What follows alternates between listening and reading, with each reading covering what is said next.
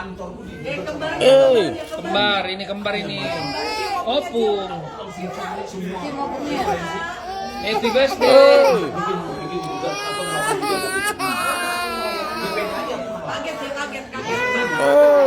Klap itu Pak itu.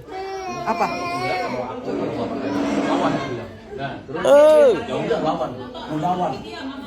Ku bikin ininya.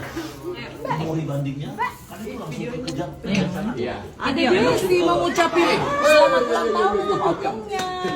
Langsung ke Mahkamah Agung. Desi, cucunya semua di sini. Cucunya apa?